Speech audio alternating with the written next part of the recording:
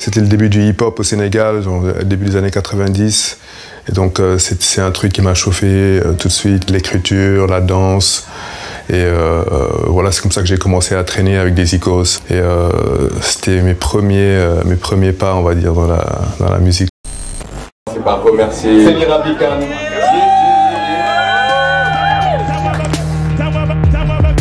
Parce que le projet de cet album, c'est grâce à elle aussi, parce qu'il y a 2 ans, elle a fait un défilé art, performance, et j'ai fait la musique pour cette performance. Ces morceaux-là viennent de cette performance, de sa vision à elle, d'une ville africaine qui serait envahie par les aliens. Qu'est-ce que serait... Tout un taf en fait, de toute une recherche. Depuis genre 10-15 ans que j'ai commencé à travailler sur le côté plus instrumental, le côté plus beat. Toutes les idées que j'ai pas pu expérimenter, j'ai pu vraiment les matérialiser, tu vois, avec ce projet, quoi.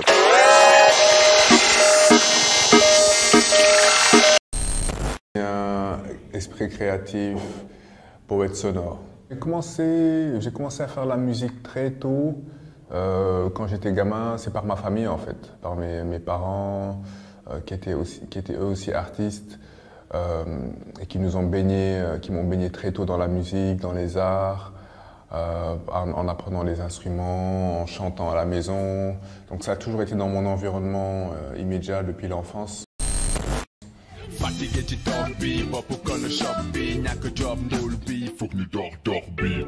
Voilà comment, dès son plus jeune âge, Ibaku s'est retrouvé sur scène en compagnie de différents groupes, à créer divers concepts artistiques. À Dakar, il s'est d'abord fait un nom en tant que rappeur et danseur.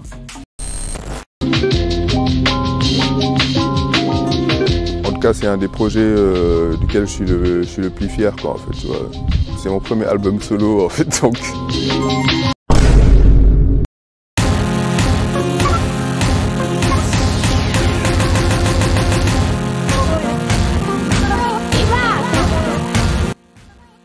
Ibaku est sans aucun doute l'artiste le plus passionnant qui m'ait été donné d'écouter ici au Sénégal et à Dakar plus particulièrement. Sa musique,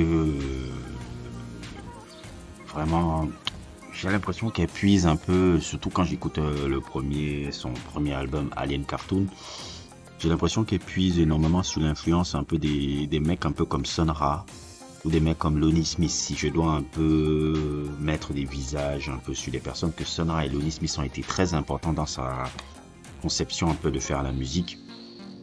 Et ce qui m'a toujours plu chez lui, c'est la manière dont il essaye véritablement d'amener ici à Dakar vraiment le concept... Bon, ça me fatigue un peu le mot là, mais parce que c'est devenu à la mode, c'est devenu le truc. Vous savez, quand les choses deviennent à la mode, ça devient con. Mais si je vois vraiment quelqu'un qui ont apporté ce concept d'afrofuturisme, qui existe depuis les années 70 avec les gars comme Sun Ra, aux États-Unis, c'est un vieux concept de l'an 40, tout ça. Lui et justement la fashion model, la designeuse Céline Rabican, avec justement ce projet qu'ils avaient fait à deux il y a cela 6-7 ans, ont vraiment essayé d'amener vraiment le concept de l'afrofuturisme ici à Dakar. Je crois que ce sont les premiers à l'avoir fait. Et c'est pour ça que il avait composé justement la musique de son fashion show et qui avait énormément marqué les gens ici. Et certaines musiques étaient composées dans cet événement fashion que Céline Rabican avait mis ici ont été utilisés après dans la conception de son album Alien Cartoon, qui est véritablement un bel album dont je ne pourrais pas vraiment le réduire juste à... Je sais pas comment le décrire, franchement. Je vois Sun Ra, je vois Lonnie Smith, je vois même aussi des influences des producteurs un peu comme Flying Lotus ou Madlib, tout ce genre de gars-là. Et c'est ça qui m'a marqué la première fois que je l'ai découvert complètement par hasard sur Bandcamp, et le fait de se dire que, mais en fait, il habite ici.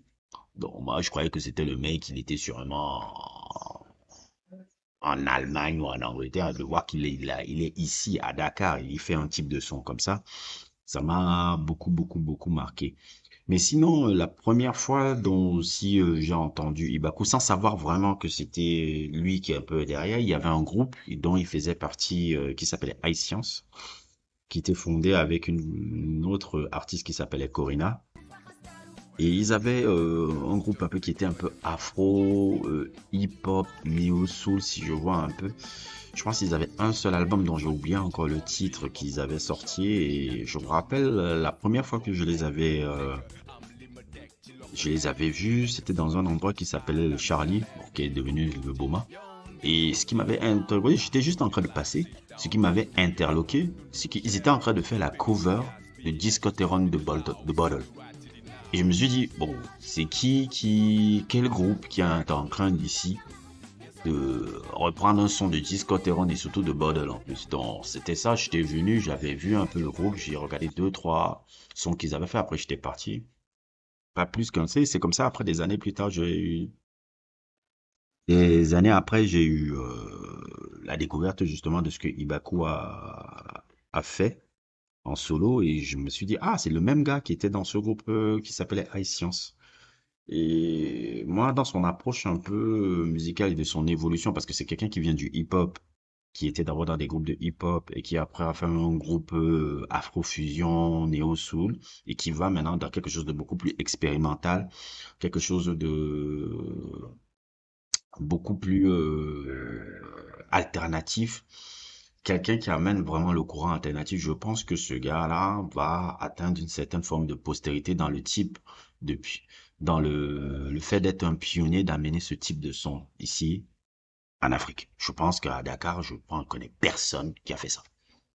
Personne n'a fait ça. Et quand je regarde même aussi les projets qu'il a sortis après, que ce soit Neo Dakar Vol 2, que ce soit aussi, il y a un autre truc qu'il avait fait qui s'appelait Wi-Fi Spirit, où il avait travaillé, je crois, avec deux Belges. J'ai oublié un peu les noms, ils étaient à trois dans ce projet-là. Il est toujours dans une expérimentation de sa musique qui me parle beaucoup. Et aussi, ce que j'ai beaucoup, je crois que les meilleures discussions musicales que j'ai ici à Dakar avec, bon, j'en ai eu beaucoup, hein, il y en a quelques, j'ai des bonnes discussions musicales, mais celui où j'arrive à parler vraiment de musique expérimentale, de musique truc, d'ailleurs, on partage ensemble un peu l'amour qu'on a pour Macintosh Plus ou Oneotrix.never dont je vous ai parlé justement dans le sujet de The Weeknd là. C'est ce mec qui fait un peu la vaporwave.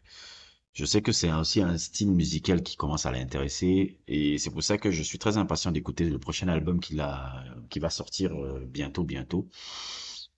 Je suis très impatient pour voir un peu quelle expérimentation il va essayer encore d'apporter, quelle expérimentation il va essayer encore de pousser.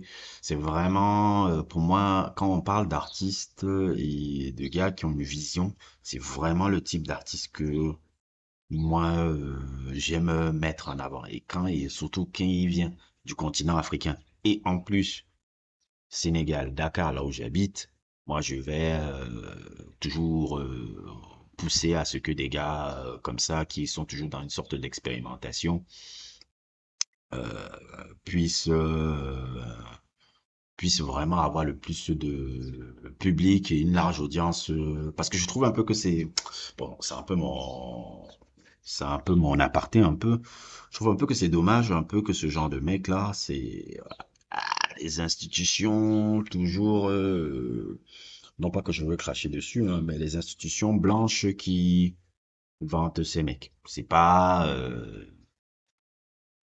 des gars noirs, c'est pas nos frères noirs qui vantent ces mecs-là, c'est plus, bon, un peu une partie des négros, un peu bounty là, bobo bourgeois, ou bien un peu les institutions un peu blanches et tout. Donc c'est un peu, ça m'énerve un peu, parce que je voudrais que beaucoup plus on soit plus ouvert un peu d'esprit dans notre continent quand on voit quelqu'un qui prend vraiment d'autres directions.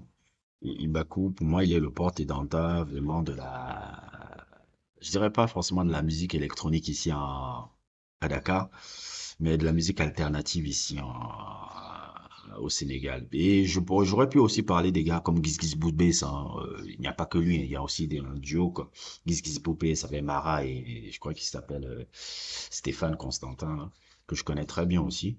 Ils font quelque chose que je trouve très intéressant. Ils ont apporté vraiment une sorte de scène alternative ici. Il y a une scène alternative à Dakar qui est très, très, très passionnante à suivre et dont je suis content de vraiment la voir grandir au fil des années.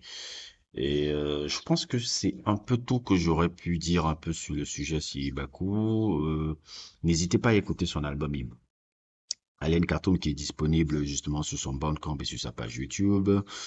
Je pense que c'est tout. Je pense que c'est tout. N'hésitez pas à liker, n'hésitez pas à vous abonner et à plus pour d'autres aventures.